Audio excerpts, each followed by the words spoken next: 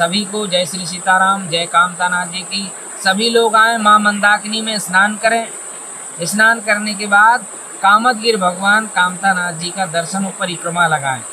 सभी को जय श्री सीताराम। यह चित्रकूट धाम है। आइए एक बार जरूर चित्रकूट धाम में पधारिए। चित्रकूट की महिमा अनंत है। चित्रकूट का आप दृश्य देख रहे हैं, कितना रमणीक है, हरा भरा है। और इसी चित्रकूट में रहने के लिए ऋषि मुनि भी लालायत रहते हैं, देवता भी लालायत रहते हैं।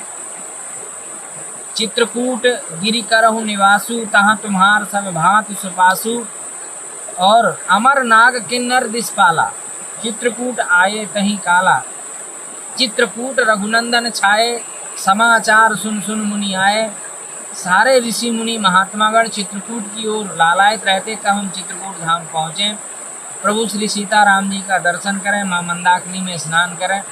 ये चित्रकूट धाम की महिमा विशेषता है। सुरसर धार नाव मंदाकिनी, सोसब पातक पोतक डाकिनी। जो यह दृश्य है माँ मंदाकिनी गंगा का है। यहाँ का जल बड़ा ही स्वच्छ है, निर्मल है, अविरल है। जैसे इस जल को हम पान करते हैं, इसमें स्नान करते हैं, तो असाध्य रोग भी नष्ट हो जाते हैं। और यहाँ के जो आच्छादित वन देख रहे हैं हम, जो हरा भरा देख रहे हैं, ये अर्जुन के पेड़ हैं। अर्जुन के पेड़ हमारे हृदय के लिए बहुत ही उपयोगी हैं। और जो भी हार्ट का पेशेंट व्यक्ति है, हृदय रोग है, तो हमें लगता है कि वो माँ मंदाकिनी का जल पिए तो उसको बहुत ही लाभ मिलता है। या अर्जुन की छाल को पाउडर बना करके पीता है तो बहुत ही लाभ मिलता है।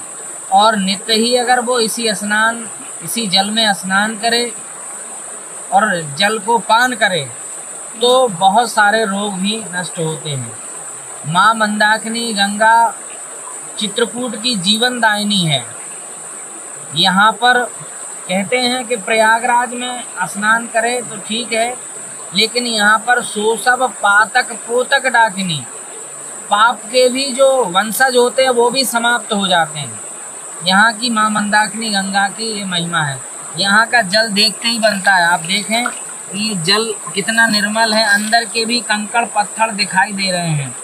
देखो अंदर के भी पत्थरों को हम देख सकते हैं, इनका दर्शन कर सकते। देखो ये देखो, ये इतना बहुत अच्छा जल है। ये देखो इसकी गुणवत्ता बहुत अच्छी है, लेकिन हम लोग आकर के माँ मंदाकिनी को प्रदूषित करने लगते हैं। तो मेरी ये सबसे प्रार्थना है, कृपया माँ मंदाकिनी गंगा को हम स्वच्छ रखें। ये हम सबकी जवाबदारी है। जिस प्रकार से इनकी पुराणों में महिमा है, रामचरितमानस में महिमा है, वाल्मीकि रामायण में महिमा है माँ मंदाकिनी गंगा, तो हम इनको स्वर्गवाहिनी गंगा कहते हैं। क्योंकि जब माता सती अनसुईया ने तप किया था तो स्वर्गवाहिनी गंगा का आवाहन किया था। जैसे ये प्रकट हुई पृथ्वी पर चित्रकूट धाम में, आज भी हम देख रहे हैं उनका स्वरूप आज भी वही है। जो प्राचीन स्वरूप था माँ मंदाकिनी गंगा का, आज भी कई हजारों लाखों वर्ष बाद भी हम वही स्वरूप का दर्शन आज कर पा रहे हैं। तो आज अत्रि आदि तप, जो अत्रि ऋषि मुनि यहाँ, जो अत्रि यहाँ के प्रधान ऋषि थे,